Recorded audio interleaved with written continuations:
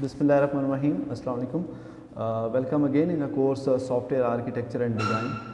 हम लोगों ने लास्ट टाइम रीयूजेबिलिटी पढ़ी। ये सारी चीज़ें जो हैं हमारी डिपेंडेबिलिटी है, मतलब कि जब भी हम एक सॉफ्टवेयर आर्किटेक्चर की बात कर रहे हैं, एक डिज़ाइनिंग की बात कर रहे हैं, तो उसके अंदर जो डिपेंडेबिलिटी है, डिपेंडेबिलिटी से मुराद ये है कि कोई भी चीज़ डिपेंड करना, सिस्टम को डिपेंड करना। अगर आपने एक एप्लीकेशन बनाई हुई है, सॉफ्टवेयर बनाया है, वो किन किन चीज़ों के ऊपर डिपेंड कर रहा है। तो हमारे पास डिपेंडेबिलिटी के अंदर रीयूजेबिलिटी भी आ जाती है, लेकिन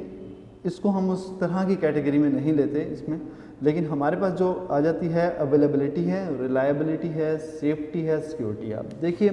डिपेंडेबिलिटी है मतलब कि हम एक कोई भी साइट यूज़ कर रहे हैं, कोई भी एप्लीकेशन यूज़ कर रहे हैं, राइट। तो हम डिपेंडेंट हैं कि उसकी अवेलेबिलिटी है या नहीं है। अब अवेलेबिलिटी का होना से क्या मुराद है कि the availability of the system, the ability of the system to deliver services when requested। देखिए अगर कोई भी एक सिस्टम हम लोग यूज़ कर रहे हैं, एक एप्लीकेशन को यूज़ कर रहे हैं, हम लोग फेसबुक यूज़ कर रहे हैं, कोई भी सोशल मीडिया की साइट यूज़ कर रहे हैं, ठीक है, या हमने ईमेल करनी है गूगल पे, जीमेल से, या उनसे किसी भी हमारे पास जो है इंजन है उस पर हमने मेल करनी है या सर्चिंग करनी है। तो जब हम सर्चिंग कर रहे हैं, जिस वक्त कर रहे हैं या जिस वक्त ईमेल कर रहे हैं या सोशल मीडिया ऐप के ऊपर हम लोग कोई रिक्वेस्ट जनरेट कर रहे हैं, अपना लॉगिन दिया है, पासवर्ड हम लोगों ने दे दिया, तो उसके बाद क्या चाहिए कि फ़ौरन अवेलेबिलिटी हो जाए, हमारा जो यूज़र्स इंटरफेस है, जो हमारा इंटरफेस जो रिक्वायर्ड है वो ओपन हो जाए, ठीक है। उस चीज़ को हम लोग बोलते हैं अवेलेबिलिटी। उस चीज़ का अवेलेबल होना सिस्टम की एथेंटिकेशन, सिस्टम का मेयार, उसकी परफॉर्मेंस को जाहिर करता है। अगर हमारा सिस्टम चाहे जितना भी अच्छा बना हुआ हो, लेकिन जब हम रिक्वेस्ट पुट करें और उसकी अवेलेबिलिटी ना हो, सर्वर डाउन हो, डीएनएस प्रॉब्लम हो, बैक एंड प्रॉब्लम हो, मेंटेनेंस चल रही हो, तो आपका जो अवेलेबिलिटी है वो नहीं हो रही, तो फिर आपका सिस्टम अच्छा नहीं है। तो हम लोग डिफाइन कर सकते हैं the ability of the system to deliver services, the ability of a system to deliver services, ठीक है। जो भी सर्विसेज हमने मांगी है उसकी अवेलेबिलिटी होना, उस सलाहियत को, उस काबिलियत को हम लोग क्या बोलते हैं, अवेलेबिलिटी बोलते हैं। अवेलेबिलिटी ऑफ द सिस्टम, ठीक है, हमारा जो भी सिस्टम है उसके ऊपर अगर हम बात करें। अच्छा, उसके बाद हमारे पास है रिलायबिलिटी। रिलायबिलिटी क्या होती है? देखिए रिलायबिलिटी, अवेलेबिलिटी जो है वो ऑलमोस्ट दोनों सेम चीज़ें हैं, लेकिन रिलायबिलिटी के अंदर भी सर्विस का प्रोवाइड करना ही है, लेकिन according to the environment condition, nature conditions, तो हम कह सकते हैं the ability of the system to deliver services as specified according to the environment, या उसके नेचर के मुताबिक। रिलायबिलिटी को हम पहले भी डिस्कस कर चुके हैं। किसी चीज़ का रिलायबल होना मतलब कि जिसके ऊपर एतमाद किया जा सके, राइट। अगर उर्दू में हम इसका मतलब लें, एतमाद किए जाने वाला। एतमाद हम कब कर सकते हैं कि जब हमारे ऊपर कोई टफ़ टाइम आ जाता है, हम अपने दोस्त के ऊपर तब ही यकीन करते हैं, यानी कि रिलायबल फ्रेंड है मेरा, अच्छा दोस्त है, बेहतरीन दोस्त है, कि जब हमारे मुश्किल वक्त में भी हमारा काम आए। तो इसी तरह के जब हम कोई सॉफ्टवेयर यूज़ कर रहे हैं, कोई भी एप्लीकेशन यूज़ कर रहे हैं और कुछ कंडीशंस ऐसी हो गई हैं, कोई वेदर का मसला आ गया है, कोई भी नेचर में कोई भी और तब्दीली आ गई है, तो हम लोग उस चीज़ को वो जो हमारा सिस्टम है, एप्लीकेशन है, वो बिल्कुल सही काम कर रहा हो, हमारा रिलायबल हो, सर्विसेज को हमें दे रहा हो, तो उस चीज़ को हम बोलते हैं रिलायबिलिटी। तो आप लिख सकते हैं, लिख लीजिएगा, the ability of the system to deliver services as specified according to the nature और अकॉर्डिंग टू द एनवायरनमेंट, या अगर आप ये नहीं भी लिखते तो हमारा स्पेसिफाइड तक ओके है। अच्छा, उसके बाद है सेफ्टी। देखिए डिपेंडेबिलिटी के अंदर एक वो सेफ्टी आ जाती है कि हम जो भी सिस्टम बना रहे हैं, जो भी सॉफ्टवेयर है, एप्लीकेशन है, उसका सेफ्टी होना। The ability of the system to operate without catastrophic failure, मतलब कि सेफ हो वो सिस्टम, कोई भी कौन सा सिस्टम ना हो हमारे पास, the ability of a system to operate without catastrophic failure.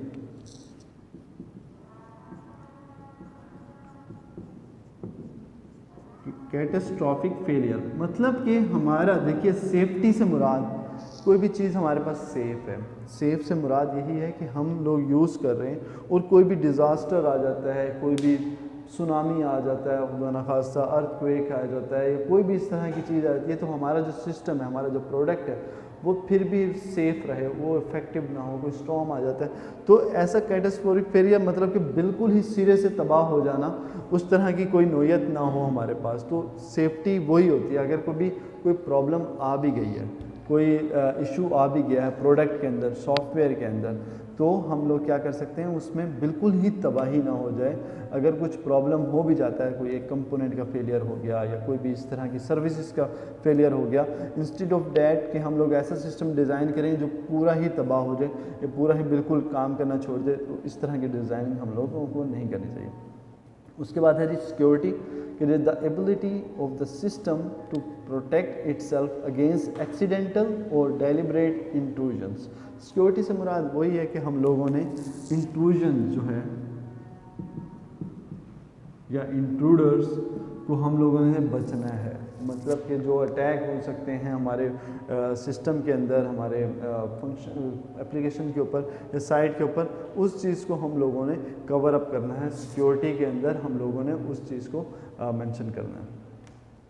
अच्छा, अब जी रिलायबिलिटी की यहाँ पर डेफिनेशन जो मैं आपको साथ शेयर भी कर दूंगा, ये the probability of a failure free system operation over a specified time in a given environment for a given purpose. देखिए, मतलब कि प्रोबेबिलिटी ऑफ अ फेलियर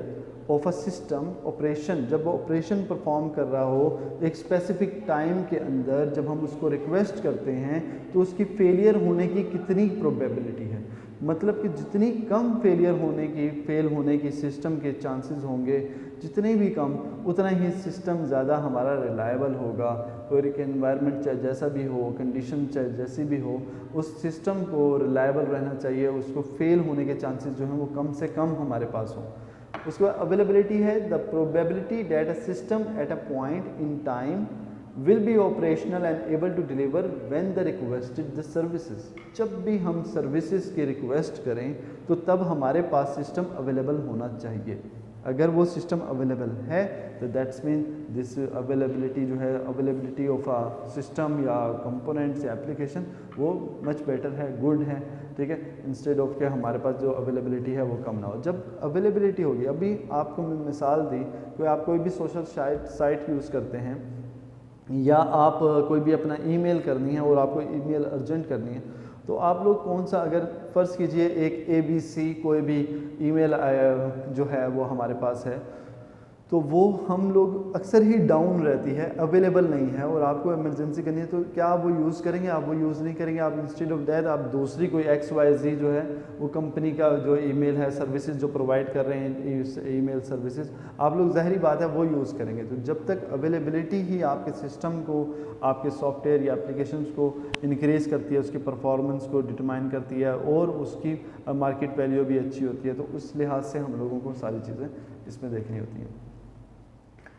अच्छा जी, उसके बाद है हमारे पास अवेलेबिलिटी एंड रिलायबिलिटी जो है वो और क्लोजली रिलेटेड हैं, ठीक है। Obviously if a system is unavailable it is not delivering the specified system services. अगर हमारा जो सिस्टम है, जाहिर है, ऑब्वियसली बात है कि अनअवेलेबल है, तो जाहिर बात है वो सर्विसेज ही नहीं देगा, वो सर्विस हमें प्रोवाइड नहीं करेगा, राइट। तो इस तरीके से अगर हम क्या करें कि हमारा जो सिस्टम रिलायबल जो होता है, अगर इस सिस्टम फेल हो गया, कोई ना कोई उसमें प्रॉब्लम आ गई, तो हमारे पास चांसेस हैं, हम टाइम दे सकते हैं उसको कि वो मेंटेनेंस कर दें, जल्दी से मेंटेनेंस करने के बाद दोबारा अप कर दें। अच्छा, एक और बात बड़े काबिल गौर है, अगर हमारा सिस्टम आप सिस्टम यूज़ कर रहे हैं फ़र्ज़ कीजिए, और थोड़ी देर के बाद उस सिस्टम में थोड़ी सी ख़राबी आ जाती है, अवेलेबिलिटी कम हो जाती है या रिलायबिलिटी जो है वो कम हो जाती है, वो सिस्टम फेल हो जाता है, तो वो ज़्यादा बेटर है या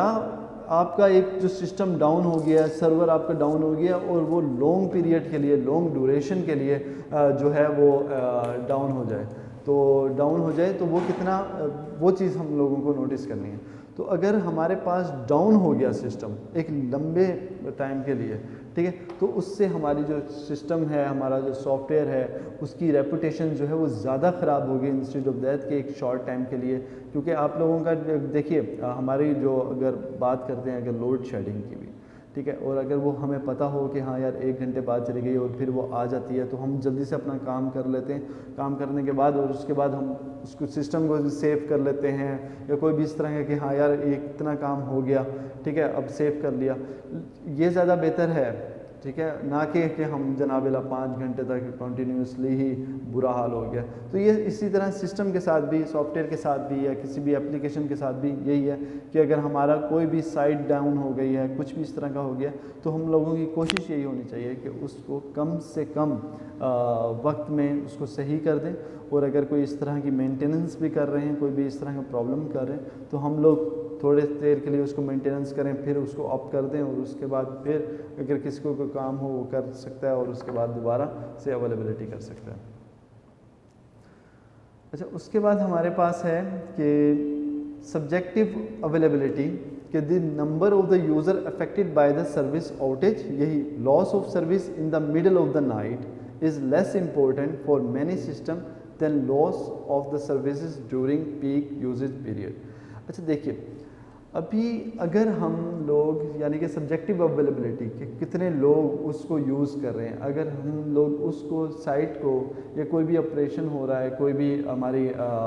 सिस्टम है, उसको हम लोग डाउन कर दें, या वो डाउन हो जाए, फेल हो जाए उस वक्त जब बहुत ज़्यादा यूज़र्स जो हैं यूज़ कर रहे हो, तो उस चीज़ का भी बहुत ज़्यादा ख्याल रखना चाहिए। इंस्टेड ऑफ दैट कभी अगर आपका इत्तेफाक हो, तो जिस तरह हमारे GSM की अगर हम बात करें, GSM में अगर स्वैप का कोई प्रोजेक्ट चल रहा है, कोई भी साइट के ऊपर वो 3G से 4G पे आ रही है, तो मोस्ट ऑफ द कंपनीज, बल्कि हर कंपनी जो GSM से रेलिवेंट है, वो यही काम करती है कि रात के टाइम इंस्टॉलेशन करती है, हमेशा रात के 12-1-2 बजे, यानी कि जब यूज़र्स जो हैं, ये ऑफिशियल्स कोई जॉब नहीं कर रहा होता, कोई कॉल्स नहीं कर रहा होता, कोई नेट एक्टिविटी इतनी खास यूज़ नहीं कर रहा होता, तो सर्टेन एरिया के अंदर वो वहाँ की उस साइट को, GSM साइट्स को डाउन कर देते हैं, और उसके बाद वो वहाँ पर मेंटेनेंस करते हैं, क्योंकि उन्हें पता है कि भाई इस टाइम जो है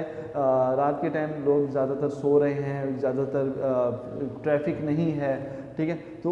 उस लिहाज से भी उस चीज़ को भी हम लोगों ने देखना है, उसको हम बोलते हैं सब्जेक्टिव अवेलेबिलिटी। अगर आपको क्वेश्चन आ जाए कि what does it mean by the subjective availability, तो आप लोग ये बस कह सकते हैं कि लॉस ऑफ द सर्विसेज या the number of the users affected by the services outage. Services की जो आउटेज है, मतलब कि सर्विसेज आउटेज का मुराद होता है कि उतना टाइम कि जिस टाइम के ऊपर वो सिस्टम जो है वो हमारे पास बंद रहे, वो आउटेज उसको बोलते हैं कि सिस्टम हमारे पे बंद हो, मेंटेनेंस हो, कोई साइट डाउन हुई है, तो वो उसका आउटेज टाइम है। यदि वन आवर है,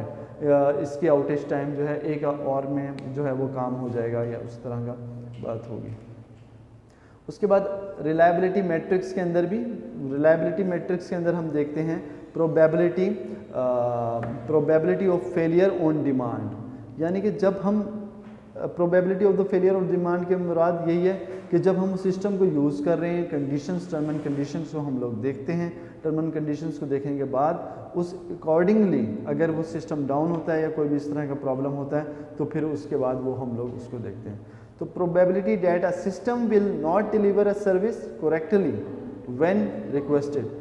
वही प्रोबेबिलिटी है सिस्टम की कि जब system will not deliver a service correctly when requested, जब भी हम रिक्वेस्ट करें तो हमारे पास सही सिस्टम मिलना चाहिए, रिलायबल सिस्टम मिलना चाहिए। इसी तरीके से सेफ्टी होनी चाहिए, उसकी सिक्योरिटी होनी चाहिए। ये सारी चीज़ें जो हैं हमारा सॉफ्टवेयर आर्किटेक्चर एंड डिज़ाइन का पार्ट है, ठीक है। तो आई होप आपको समझ आ गई होगी। तो दिस इज़ फॉर टुडे, इंशाल्लाह नेक्स्ट हम देखते हैं।